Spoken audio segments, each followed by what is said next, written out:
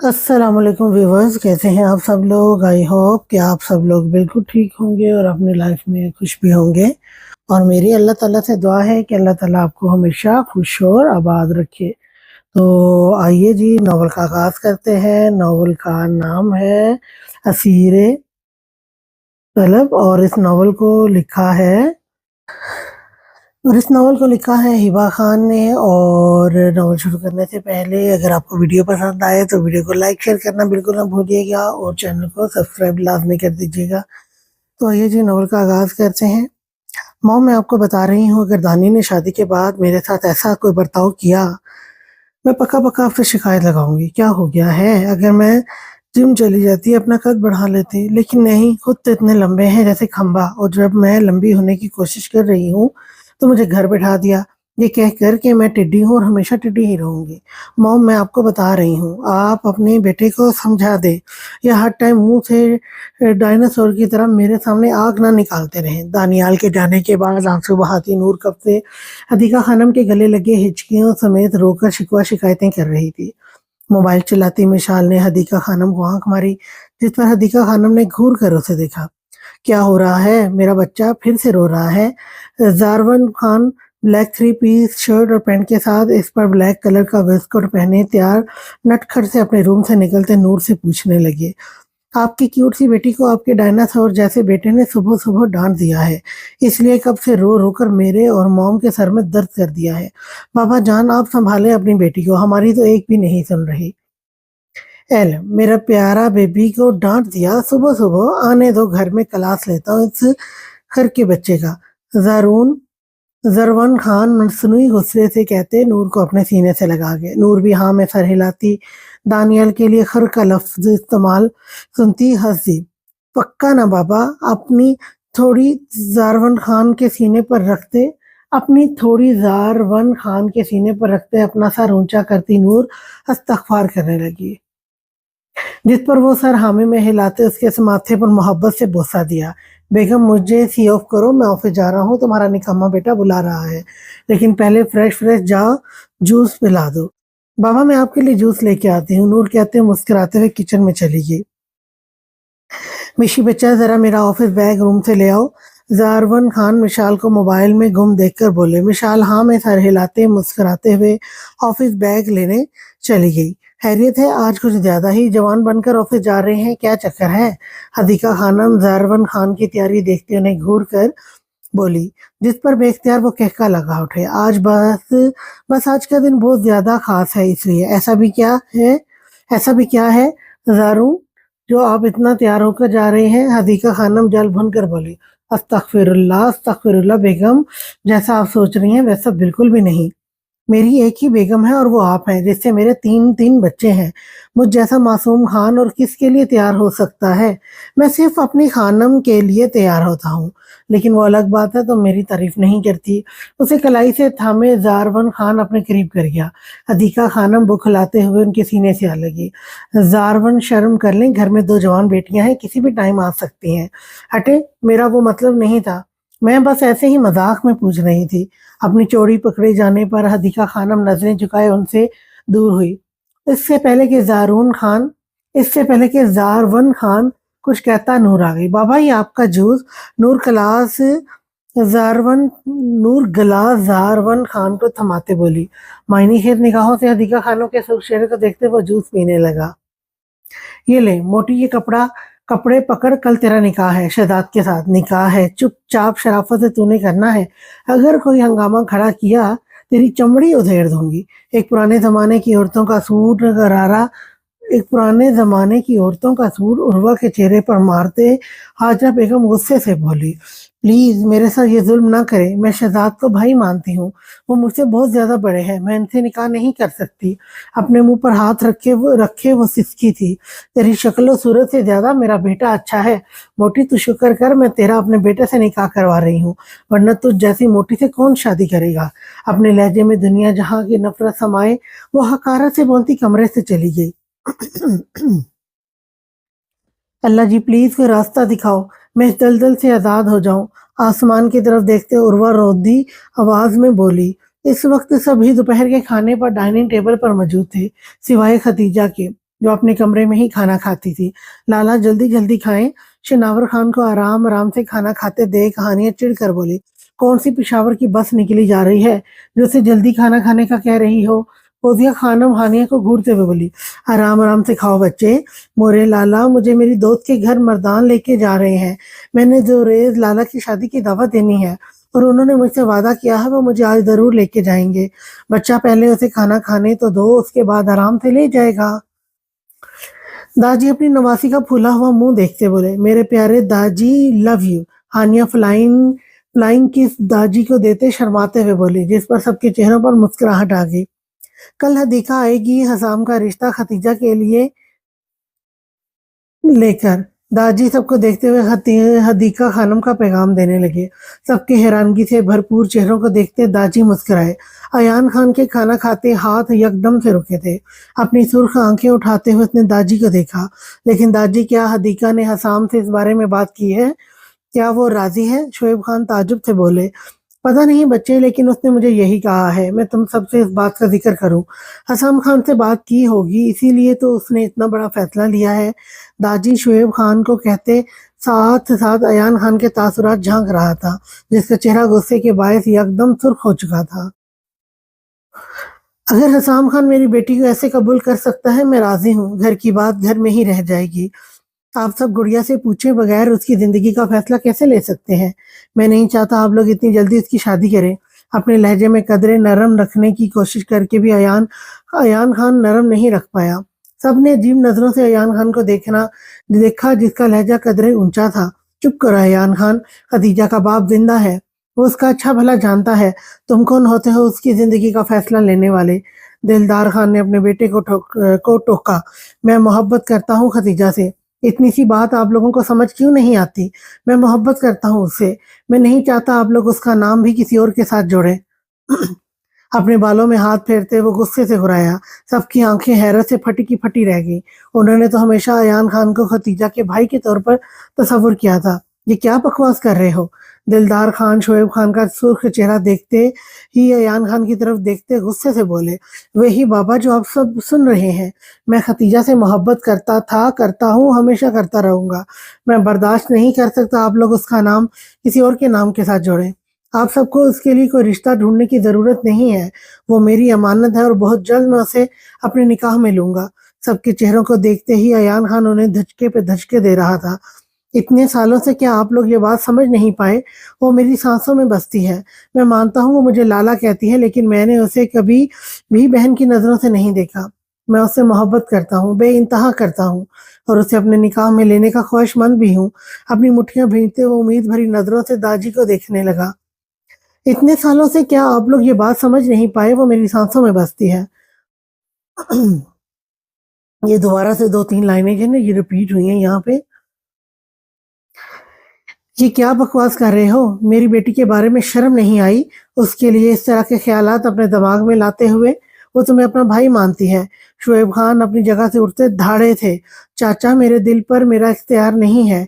जब आपकी बेटी अपाहिज नहीं थी तब भी मैं उससे बेइंतहा मोहब्बत करता था, और अब भी मैं उससे बेइंतहा मोहब्बत करता हूँ। उसकी डर की वजह से मैं कभी बता नहीं पाया कि मैं कि वो मुझसे बदगुमान ना हो जाए। फरजाना खानम दिल में खुदा से दुआ कर रही थी सब मान जाए, उसकी बेटी अपने घर की हो जाए। वो हमेशा से अपनी बेटी को अयान खान के साथ सोचती आई थी, लेकिन रिजवाना खानम का सोचती वो चुप हो जाती। आखिर उनकी भी तो ख्वाहिशात होंगी, उनके बेटे की दुल्हन मुकम्मल हो, कोई ऐब ना हो। इससे पहले दिलदार खान अपने बेटे को कुछ कहने के लिए जबान खोलता, दादी की आवाज पर सब उनकी तरफ मतवजे हुए। चुप हो जाओ सब, मैं इस बात जानता हूँ। अयान को खतीजा बच्चा पसंद है। मेरा फैसला है जुरैद और दानियाल के साथ साथ अयान खान का निकाह भी खतीजा से कर दिया जाए। मेरी नवासी को इससे ज्यादा बेहतर रिश्ता कहीं नहीं मिल सकता। ऐसा नहीं हो सकता दादी। अयान के लिए मैंने अपने भाई की बेटी को मांगा था। मैं अपने भाई को क्या मुंह दिखाऊंगी? रिजवाना खानम एक अपाहिज को अपने बेटे के साथ पूरी जिंदगी सोचती झूठ का सहारा लेकर बोली। अपनी माँ की जबान से अपनी मनपसंद औरत के लिए अपाहिज लफ्ज सुनकर अयान खान का चेहरा गुस्से और इश्तियाल से बेहद सुर्ख हो चुका था। दादी, हमें आपका फैसला मंजूर है। दिलावर खान रिजवाना खानम को देखते चुप रहने का इशारा करते बोले, लेकिन खतीजा नहीं मानेगी दादी। शोएब खान की आंखों में उभर उभर कर आंसू आए। एक ही औलाद थी उसकी, वो भी नामुकम्मल। जिसे कोई अपनी जिंदगी में शामिल करने को तैयार ना था। वो मुझ पर छोड़ दो, मैं खुद अपनी नवासी से जाकर बात करूंगा। तुम सब शादियों की तैयारियां करो। अगर तुम दोनों को भी कोई पसंद है तो तुम दोनों भी बताओ दो, ताकि तुम दोनों की भी साथ में ही करा दूं।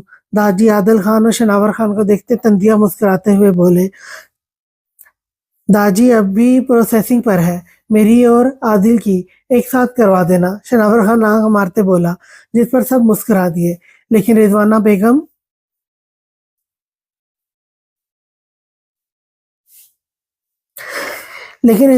गुस्से से अयान खान को देखते अपने कमरे में चली गई। बाकी सभी दादी के फैसले से मुतमईन हो चुके थे, लेकिन दिल में एक ही डर था, खतीजा नहीं मानी तो। आखिरकार हानिया के बहुत इसरार पर शनावर उसे मर्दान ले ही आया था, लेकिन ना ही हानिया को शांदे के घर का कुछ अता पता था और ना ही शनावर को। यार गुड़िया, तुम्हें जब घर का ही नहीं पता तो हम कैसे जाएंगे? अपनी फ्रेंड के बाबा का नाम बताओ तो मैं साजिद खान को कॉल करके पूछ लेता हूँ। हाँ, याद आया, उसने मुझे अपने बाबा का नाम रोजी खान बताया था। हानिया झट से नाम याद करते बोली, शुक्र है, मैं तो समझा कुछ पता है नहीं, और मुंह उठा के हम उनके घर चल दिए हैं। अपना मोबाइल उठाते शनावर खान ने साजिद खान को कॉल मिलाई, जो पहली बेल पर रिसीव कर ली गई। सलाम खान साहब, क्या हाल है? खैरियत? साजिद सलाम करते एक ही सांस में बोला, वालेकुम अस्सलाम। सब खैरियत से है? साजिद, मुझे रोजी खान के घर का पता दो। क्या हुआ खान साहब, खैरियत है? क्या फिर से उसके बेटे ने कुछ हंगामा कर लिया? साजिद परेशानी से बोला। शनावर ने सारी बात उसे बताई, जिस पर साजिद ने रोजी खान के घर का एड्रेस दिया। जहां पर शनावर खान की गाड़ी रोकी थी वहां 10 मिनट के फासले पर था। शनावर खान शुक्रिया कहते हाँ में सर हिलाते कॉल कट करते गाड़ी का रुख उनके घर की तरफ कर दिया। 10 मिनट में ही वो पहुंच चुके थे। हानिया ने खुशी से खूबसूरत से मर्दान को देखा, जहां हर तरफ हरी भरी खेतियां थी, और फिर छोटे से लकड़ी के दरवाजे को देखा जो कि शांति का घर था। मैं बहुत नर्वस हो रही हूँ लाला, मैं कैसे मिलूंगी शांति से? उफ, जैसे मिलते हैं तुम भी ना गुड़िया। जरूरत से ज्यादा हानिया को नर्वस होते देख वो गहरा मुस्कुराते वो लकड़ी का दरवाजा बजाने लगे। शांदे ओ मनहूस हमारी, दरवाजे पर देख कौन आया है। शाम की चाय पीते शाकरा बेगम लुत्फ अंदोज होते बोली, कभी तो अपनी इस जहर उगलती जबान को ठीक से इस्तेमाल कर लिया कर, जैसी माँ वैसा बेटा। रोजी खान गुस्से से बोला, बच्चा तुम रुक जाओ, मैं देखता हूँ। खेतों से थका हारा काम करके लेटा रोजी उठते बोला, बाबा आप लेटे हैं, मैं देख लेती हूँ। रोजी खान को लेटने का इशारा करते शांदे खुद गई, तो उसने जैसे ही दरवाजा खोला हैरत के मारे उसका मुंह खुले का खुला रह गया। हानिया चीख मारते एक्साइटेड सी इसके गले लगी। शांदे तो हैरत से डूबी आंखों से हानिया के पीछे खड़े शनावर खान को देख रही थी, जो मबहूत सा उसे यकटक देख रहा था। सफेद कॉटन की कमीज शलवार के ऊपर अजरक डाले शनावर खान बेहद हैंडसम लग रहा था। या खुदाया, ये कौन मनहूस चीखें मार रही है? शाकरा बेहद कम आवाज में गुस्से से बोली, बच्चे कौन है? रोजी खान की आवाज सुनते हानिया और शांदे एक दूसरे से दूर हुए। हानी तुम? हाँ मैं, क्यों? मेरी जान, हैरत हुई ना देख लिया? मैं मजाक नहीं कर रही थी, मैं वाकई में तुम्हें लाला की शादी की दावत देने आई हूँ। अंदर आओ। शांति नजरें झुकाए कंफ्यूज सी बोली। इस वक्त वो लॉन के सुर्ख कलर सिंपल लिबास के साथ हम रंग दुपट्टे में मलबूस थी। हानिया के अंदर आने पर रोजी खान की नजरें शनावर पर जा रुकी और वो झट से एहतराम से अपनी चारपाई से उठ बैठा। सलाम खान साहब। रोजी खान खुशी से उनकी जानिब आया। वालेकुम अस्सलाम। शनावर खान भी एहतरामन अपना सर नीचे करते प्यार बटोरा। अंदर आ जाओ खान साहब। शनावर गहरा सांस भरते घर में दाखिल हुआ। बेहद छोटा सा घर था, छोटा सा लाउंज था, जहन में 2 चारपाइयां पड़ी थी बैठने के लिए।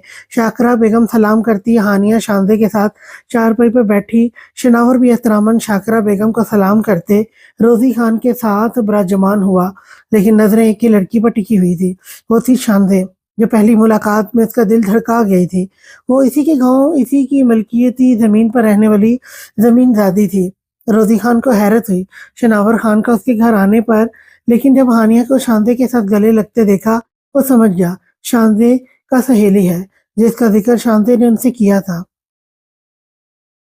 अपने ऊपर गहरी नजरों की तपिश महसूस करते शानदार ने नजरें उठाकर शनावर की जानिब देखा, जो बातें तो रोजी खान से कर रहा था, लेकिन नजरें उसकी जानिब थी। आंटी, मैं शांदे को अपने लाला की शादी की दावत देने आई हूँ। हानिया शाकरा बेगम की तरफ देखते अपनी बात पर आई। ये कार्ड है हमारी तरफ से, आप सब शादी में इनवाइटेड हैं। रोजी चाचा प्लीज, प्लीज़ प्लीज़ शांति को आपने ज़रूर लाना है। लेकिन बेटा हम कैसे आ सकते हैं? हम तो इससे पहले कि रोज़ी खान कुछ कहता शनावर बोल उठा, रोज़ी चाचा हमारी बहन की ख्वाहिश है कि आप लोग आएँ। हम खुद आपके घर आए हैं, तो क्या आप ऐसे मना करेंगे? शनावर ने रोज़ी खान को एहतराम से कहा, नहीं नहीं खान साहब, हम कौन होते हैं आपको मना करने वाले? हमारी शांति भी आएगी और हम भी आएंगे, ज़रूर। ये सुनते शनावर ने अपनी खूबसूरत मुस्कुराहट के साथ शांति को देखा, जो शनावर की नज़रों से कंफ्यूज होती अपने खूबसूरत हाथ अपने हाथों से मसल रही थी, और उसे ऐसे करते देख शनावर की मुस्कुराहट मजीद गहरी हुई। ठीक है, अब हम चलते हैं, शनावर उठते बोला तो रोज़ी खान ने रोका। खान साहब ऐसे बिना कुछ खाए पिए आप नहीं जा सकते, हमारे मेहमान हैं। रोज़ी खान के लहजे में बेहद एहतराम था। लाला थोड़ी देर रुक जाते हैं ना? हानिया मिनमिनाते बोली। इंशाल्लाह फिर कभी गुड़िया, अभी कोई ज़रूरी काम है, जाना होगा। अपनी गहरी नज़रों से शांति को देखते हुए उठकर दरवाजे तक गया तो हानिया भी शांति से मिलती शनावर खान के पीछे दरवाजे तक आई। दरवाजे से निकलते एक दफा फिर शनावर ने मुड़कर पीछे देखा, जहां शांति भी शनावर की पुश्त को ही देख रही थी। लेकिन शनावर के देखने से जल्दी से इधर उधर देखने लगी, और उसी की इस हरकत से शनावर नफी में सर हिलाते मुस्कुराते बाहर निकल गया। पीछे शांति को शुक्र का सांस आया। उफ, कैसी नजरें थी और उनकी मुस्कुराहट। शाकरा बेगम माथे पर तेवर लाए अपने शोहर को देखने लगी, जिसने जानने के लिए हामी भरी थी। वाह लाला, आप रोजी चचा को जानते हैं, ये तो बहुत ही अच्छी बात हो गई। चलो अब आप जब भी मर्दान आएंगे आप मुझे शांति के पास छोड़ दिया करना, और आप अपना काम करना, फिर जाते हुए आप मुझे साथ में लेके जाना। हानिया आंखें पटपटाते हुए मासूमियत से बोली, ऐसा करता हूँ, तुम्हारी दोस्त को तुम्हारी भाभी बना लेता हूँ, फिर पूरा दिन अपने पास ही रखना। ये अल्फाज बेख्तियार ही शनावर खान के लबों से अदा हुए थे। अपने लबों से अदा होने वाले लफ्जों पर गौर करते वो अपने लब दांतों तले दबा दबा गया। वल्लाह लाला, क्या ग्रेट आइडिया दिया है। क्या ही बात होगी अगर शांति मेरी भाभी बन जाएगी। हाय अल्लाह जी, मेरे घर जाने दे, मुझे घर जाने दे, मैं मोरे से बात करती हूँ। बेसाख्ता शनावर खान के लबों पर गहरी मुस्कुराहट ने अहाता किया था। दिल ने चाहा काश ऐसा हो। खैर, वो ये सारा मामला शादी के बाद दादी को बताने का इरादा रखता था। विशाल अपने रूम में बैठी मोबाइल यूज कर रही थी कि उसके मोबाइल में मैसेज टोन बजी। उसने एक अननोन नंबर देखकर उस मैसेज को ओपन किया, लेकिन जैसे ही उसके मैसेज पर मिलने वाली वीडियो को देखते उसकी आंखें हैरत से फटने लगी थी। ये क्या? वो वीडियो देखते विशाल के हाथ कांपने लगे थे। विशाल ने जल्दी से इधर उधर देखा, लेकिन कोई नहीं था। कौन उस पर नजर रख रहा है? मैसेज पर मिलने वाली वीडियो कुछ ऐसी थी, सर्द रातों में कब्रिस्तान में जिंदा दफन करने वाली वीडियो, जो सिर्फ सुल्तान शाह ही कर सकता है। इतनी बेरहमी पर उसका हलक मुंह को आया। उसके मुंह से एक जोरदार चीख निकली। हाथ बुरी तरह कपकपाए थे। बहुत मुश्किलों से वो सुल्तान शाह की खौफनाक आंखों को भूली थी। उसके बेरहम कत्ल अब भी रातों को उसकी नजरों के सामने घूमने लगते। अपनी सांसें तर्ज करते उसने जल्दी से इस अननोन नंबर को ब्लॉक कर दिया। जब से उसकी लंदन में सुल्तान शाह से मुलाकात हुई थी, अजीबोगरीब ख्वाब उसे आने लगे थे। अपने नंबर को ब्लॉक होता देख कमरे में सुल्तान शाह का खौफनाक कहका गूंजा था। बहुत मजा आएगा मेजर हसाम को तड़पाते हुए। अपने दुश्मन की कमजोरी हाथ लगने पर उसके लब मुस्कुराहट में ढले। मैं कैसे लाला से शादी कर सकती? दादी, ये आप क्या बोल रहे हैं? दादी की बात सुनते हैं आंसुओं का गोला खतीजा के गले में अटक सा गया था। बच्चे, मैं जानता हूँ तुम उसे लाला मानती हो, लेकिन वो तुम्हारा लाला नहीं है बच्चे। तुम्हारा उससे निकाह जायज है। अपनी पोती को उम्मीद भरी नजरों से देखते दादी बोले, जिसकी आंखें पहले से ही रोने के बायस बेहद सुर्ख हो रही थी। क्या लाला भी यही चाहते हैं? जोर से आंखें मीचे वो रोते हुए बोली। दादी ने सर को थोड़ी सी जंबश देकर हामी में हिलाया। आंसू उबल उबल कर उसके गालों पर फिसले। मैंने हमेशा उन्हें लाला की नज़र से देखा। मैं नहीं कर सकती दादी, मैं नहीं कर सकती। क्या मेरी पोती अपने दादी की ये ख्वाहिश पूरी नहीं कर सकती? मैं तुम्हारे सामने हाथ जोड़ता हूँ बच्चे, मरने से पहले मेरी ये ख्वाहिश पूरी कर दो। अपने दोनों हाथ जोड़े वो उम्मीद भरी नज़रों से खतीजा को ब्लैकमेल करने लगे। ऐसे नहीं करें दादी। उनके दोनों झुर्रियों ज़दा हाथ अपने हाथों में थामे खतीजा लबों से लगा गई। आप मेरे लिए काबिल एहतराम हैं दादी, लेकिन मेरा बच्चा, लेकिन कुछ नहीं, प्लीज मेरा रख लो। अपने लबों को उसके माथे पर रखते वो गमज़दा आवाज में बोले।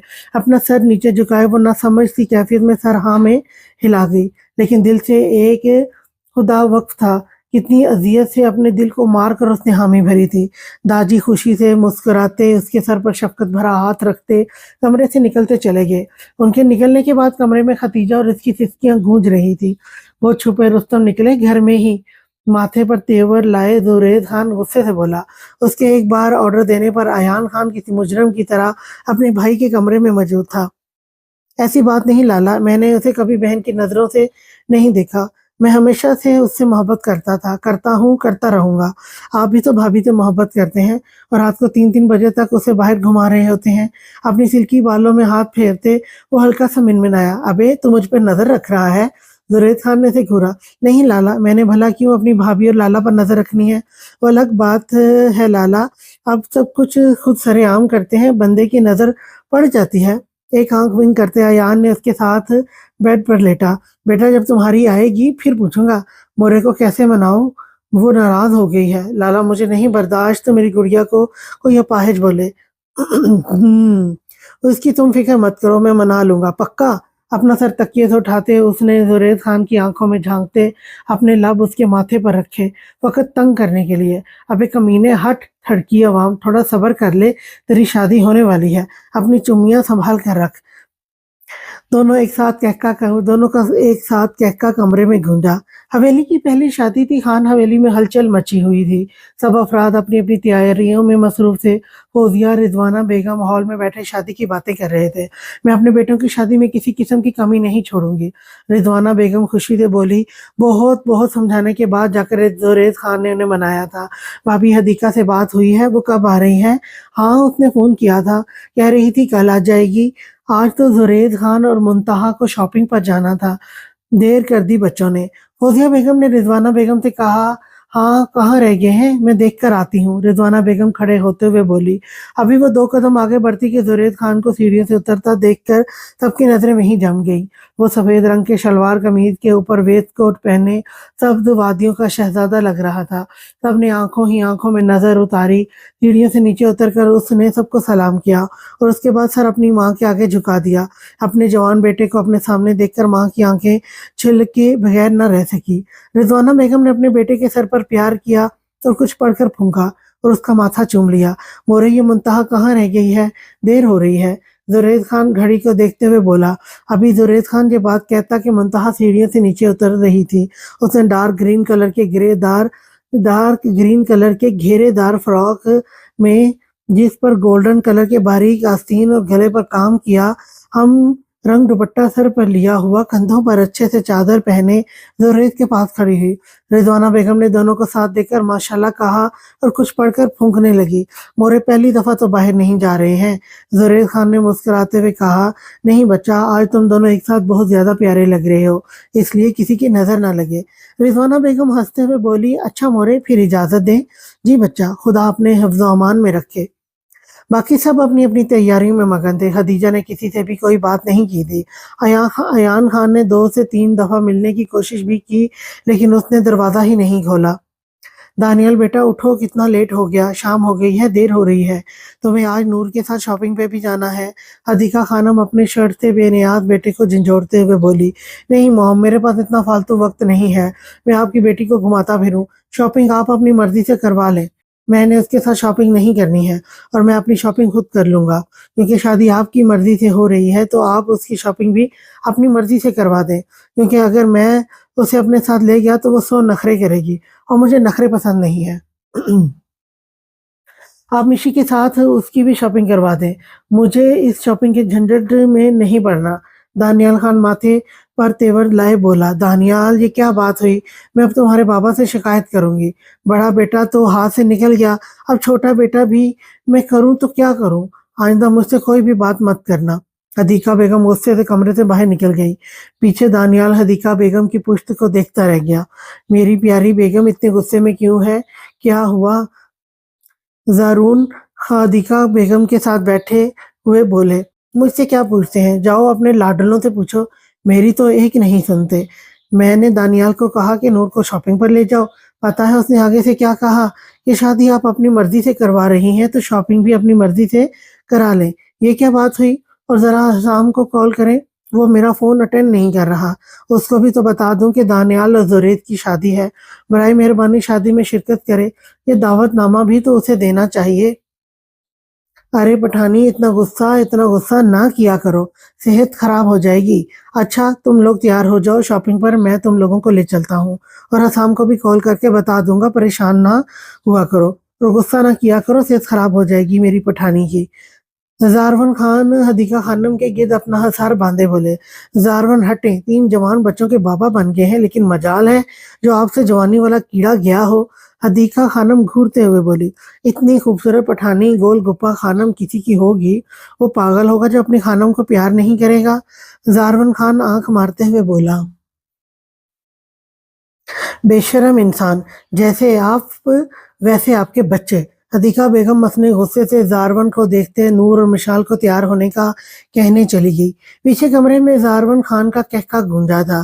پوری رات اور دن رو رو کر عروہ کی آنکھوں میں کٹی تھی، اور اب دوپہر ہوتے ہی ہاجرہ بیگم اس کے سر پر مسلط تھی۔ ٹنکی باز، چپ کر کے یہ کپڑے پہن اور اپنا یہ رونا دھونا بند کر، پورے گھر میں منحوسیت پھیلائی ہے۔ ماں باپ نہیں ہے، بجائے تجھے میرا شکر مند ہونا چاہیے، تو مزید رو رو کر اپنی نوٹنکی والا ڈھونگ رچا رہی ہے۔ تجھے میرا شکر ادا کرنا چاہیے، میں تیرا اپنے بیٹے کے ساتھ نکاح کر رہی ہوں۔ موٹی، تیرے تو رشتے بھی نہیں آتے، اتنا کھاتی ہے۔ اب چل رونا دھونا بند کر اور یہ کپڑے پہن، بہت ہی مہنگا جوڑا ہے، اسے خراب بالکل بھی نہیں کرنا۔ میری اماں میری شادی میں پورے 7,000 کا مارکیٹ سے لے کر آئی تھی، شکر کر تجھے پہننے کو یہ دے رہی ہوں، ورنہ تیری شکل ایسی نہیں کہ تو یہ مہنگے مہنگے کپڑے پہنے۔ ہاجرہ اسے جلی کٹی باتیں سنا کر وہ باہر نکل آئی تھی۔ محلے کے 2 سے 3 قریبی لوگوں کو بلا کر وہ آج اپنے 40 سالہ پاگل بیٹے کے ساتھ معصوم سی عروہ کا نکاح کروانے جا رہی تھی۔ عروہ کی آنکھوں سے آنسو نکل کر اس وقت خشک ہو چکے تھے اور درد سے تقریباً سر پھٹنے کے قریب تھا۔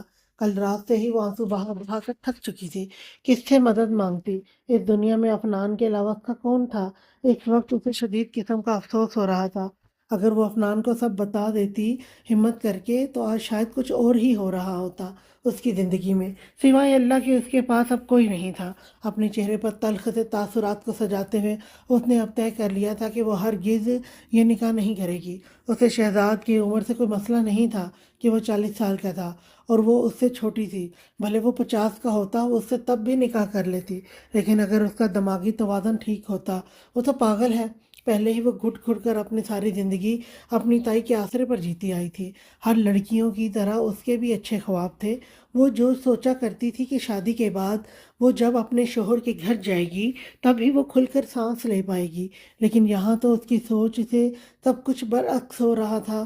وہ پاگل کیا اس کی ضرورتیں پوری کرتا، وہ تو خود کھانا کھانے کے لائق تک نہیں تھا، تو اس سے شادی کر کے وہ بھلا کون سا سکون سے رہ سکتی تھی؟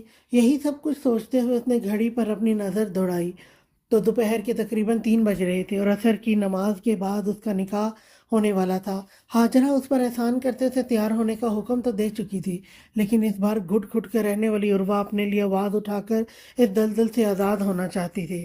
سب سے پہلے تو عروہ جلدی سے ایک بوسیدہ سے الماری کی طرف بڑھی جو اس کے کمرے میں تائی نے بڑے ہی احسان سے رکھوائی تھی۔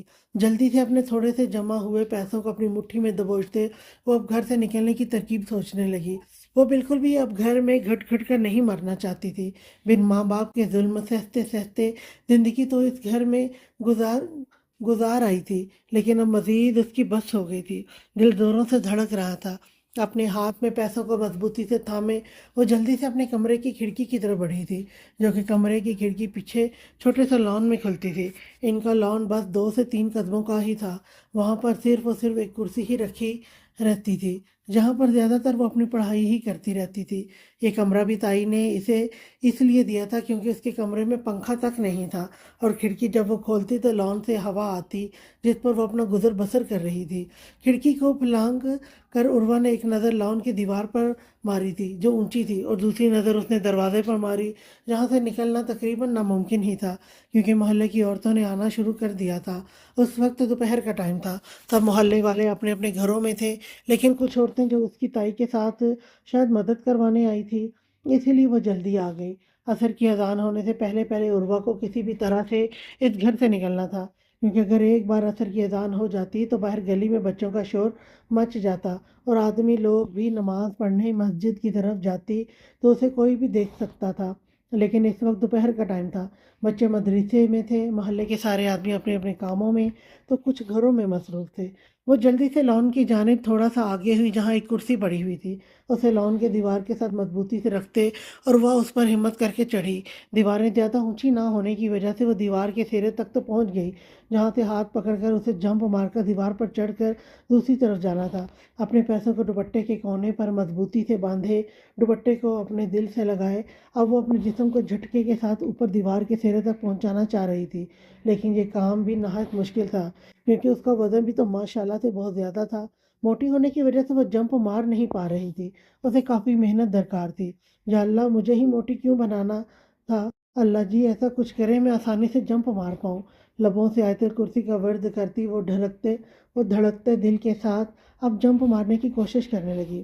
دوبارہ محنت کرنے کے بعد تیسری بار اس نے جوش سے جمپ مارا تو اس کی ہتھیلیاں چھل سی گئی اور وہ دیوار کے سرے تک پہنچ گئی۔ دیوار کے سرے تک پہنچنے کے بعد اس نے ایک سیکنڈ بھی انتظار نہ کیا، کیونکہ وہاں سے اس کی تائی کا کمرہ صاف نظر آتا تھا۔ حاجرہ بیگم اگر کمرے سے نکلتی، اس پر نظر پڑتی تو اس کے بعد شور مچ جانا تھا، اسی لیے بغیر ایک سیکنڈ کا انتظار کیے ہوئے وہ گلی میں کود چکی تھی۔ اس کے پیر پر بری طرح سے چوٹ لگی تھی اور اس کے ہاتھ بھی گلی کے کھردرے زمین پر رگڑ گئے تھے۔ آنکھوں سے ابل ابل کر آنسو بہنا دوبارہ سے شروع ہو گئے۔ وہ ان سب رویوں کے قابل تو نہ تھی، لیکن پھر اس کے ساتھ ایسا کیوں ہو رہا تھا؟ شاید وہی اس سب کی ذمہ دار تھی۔ اگر وہ افنان کو سچ بتا دیتی، اسے اس طرح مجرموں کی طرح گھر سے بھاگنا نہ پڑتا۔ گہری سانس ہوا کے سپرد کرتے، جلدی سے دوپٹے کو نماز اسٹائل میں باندھتے، وہ گلی سے بھاگتے ہوئے روڈ کی طرف جانا شروع ہو گئی تھی۔ چہرے کو پھر بھی اس نے اچھی طرح اپنے دوپٹے سے ڈھک رکھا تھا۔ گلی اس وقت سنسان پڑی تھی، اسی لیے وہ آسانی سے سب سے منہ چھپاتی بھاگ رہی تھی۔ وہ شام کے وقت ناممکن تھا، سمجھ اسے بالکل بھی نہیں آ رہا تھا کہ اسے جانا کہاں ہے، لیکن اس وقت جو بھی راستہ اسے نظر آ رہا تھا، اس راستے پر وہ جا رہی تھی۔ بس کسی بھی طرح وہ اس گھر سے بہت زیادہ دور نکلنا چاہتی تھی، تاکہ اس گھر سے اس کا رشتہ، ناتا واسطہ سب ختم ہو جائے۔ لیکن افنان اگر آیا تو تائی اسے کیا بولے گی؟ وہ گھر سے بھاگ گئی، افنان کا مان بھروسہ ختم ہو جائے گا۔ مجھے ایسا نہیں کہنا چاہیے۔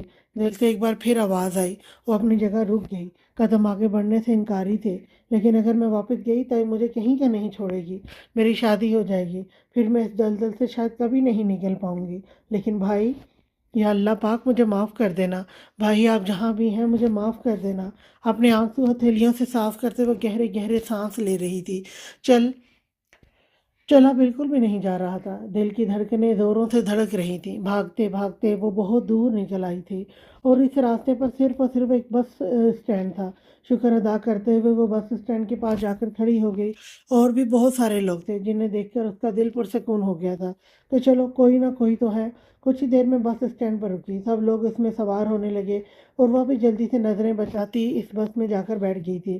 لیکن اسے بالکل بھی پتہ نہیں تھا کہ یہ بس کہاں جانے والی ہے، اور وہ اس بس میں سوار بھی ہو گئی تھی۔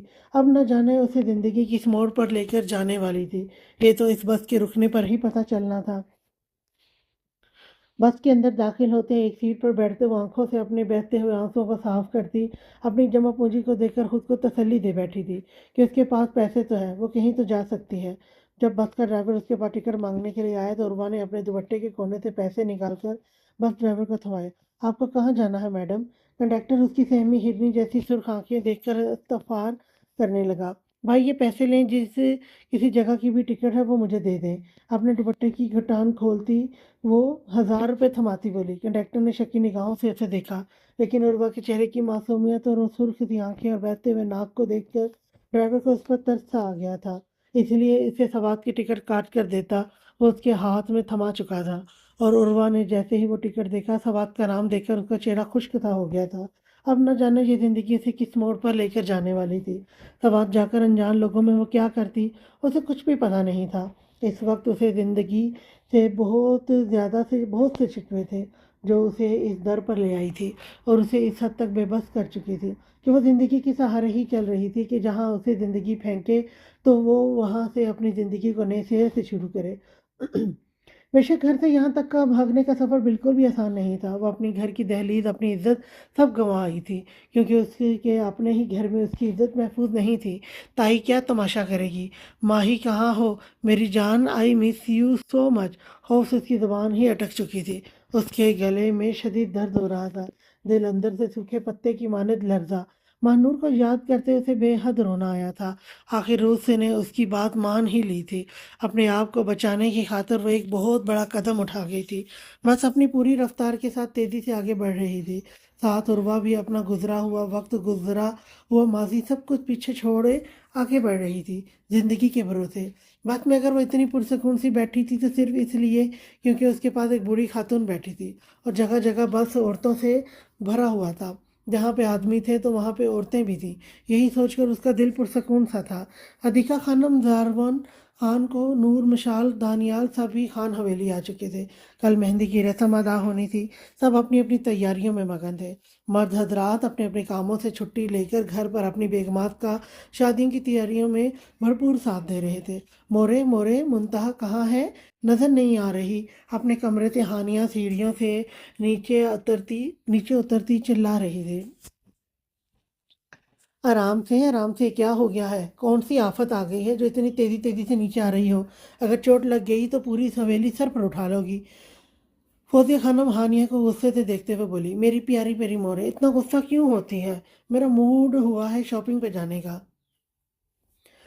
اس لیے میں منتہا کو ڈھونڈ رہی ہوں تاکہ وہ زریز لالا کو بولیں تاکہ وہ ہمیں شاپنگ پر لے چلیں۔ زریز اور منتہا شاپنگ پر چلے گئے ہیں، تم عادل یا شناور کے ساتھ چلی جاؤ، کیونکہ زریز منتہا کو اپنی پسند کی شاپنگ کروانا چاہ رہا ہے، اس لیے وہ دونوں چلے گئے ہیں۔ کیا وہ لوگ چلے گئے ہیں؟ اب مجھے کون شاپنگ پہ لے جائے گا؟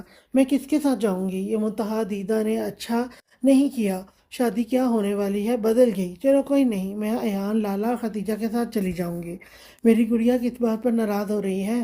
شناور خان صوفے پر بیٹھتے ہانیہ کو اپنے قریب کرتے ہوئے بولا، لالا مجھے زریز شاپنگ پر جانا ہے، آپ مجھے لے جائیں؟ ہاں کیوں نہیں لالا کی جان، آج ہی لے جاؤں گا۔ ابھی میں کچھ کام سے باہر جا رہا ہوں اور تم تیار ہو جاؤ، میں 1 گھنٹے میں واپس آ کر لے جاؤں گا۔ یہ ہوئی نا بات لالا، یہاں پر کوئی مجھ سے پیار نہیں کرتا سوائے آپ کے۔ ہانی نے منہ بنا کر شناور خان کے کندھے پر سر رکھا۔ فوزیہ بیگم اور رضوانہ بیگم ہانیہ کی بات پر مسکرانے لگے۔ بہت ہی کوئی ڈرامے باز تھی، لیکن تھی تو لاڈلی۔ چھوڑو مجھے کمینے، اپنی کلائی لیو کے ہاتھ سے چھڑواتے آمنہ غصے سے گھرائی تھی۔ سفید جینز کے ساتھ سفید ٹراؤزر پہنے، چہرے پر ہلکا ہلکا میک اپ کیے، وہ بے حد خوبصورت لگ رہی تھی۔ گیو می اے کس بیبی دین آئی ول لیو۔ ایک کس دے دو بیبی، پھر چھوڑ دوں گا۔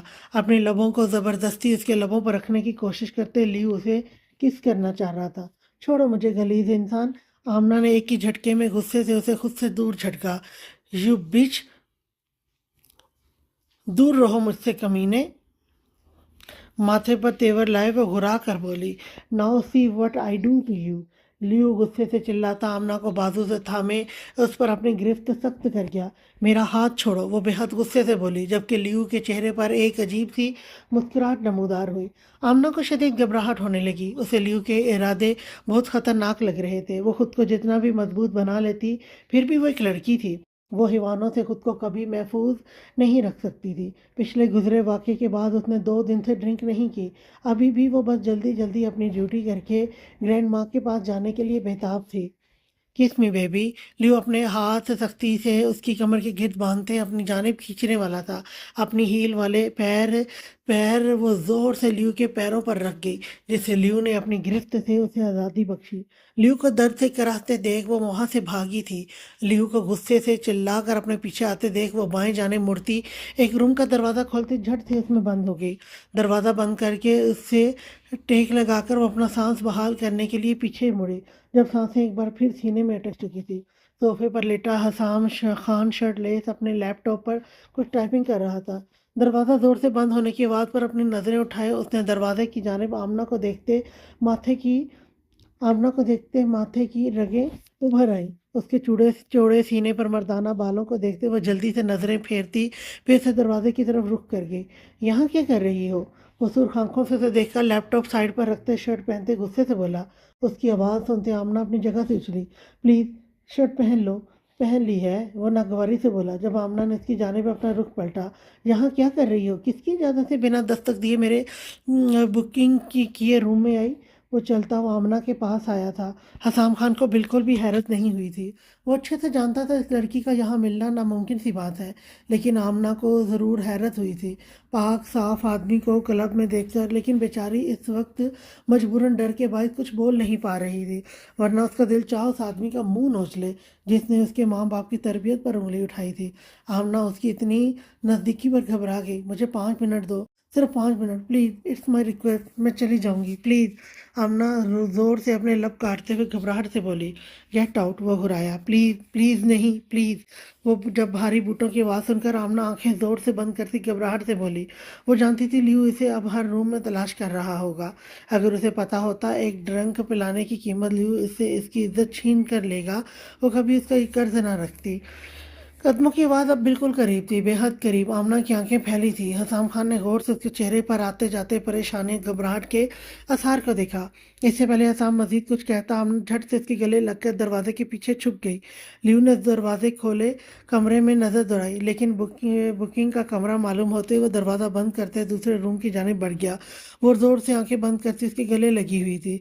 हालत बिल्कुल पतली हो रही थी। पहली दफ़ा वो किसी मर्द के गले लगी थी, वो भी ऐसे शख्स के वो उसके सामने पहाड़ लग रहा था। इस अचानक अवतार पर हसाम को बिल्कुल भी समझ नहीं आई आखिर हुआ क्या। उसे तो बस अपने दिल में धड़कता दूसरा दिल महसूस हो रहा था। एक अजीब सी फीलिंग पूरे जिस्म में सरायत सी कर गई थी। यही हाल आमना का था।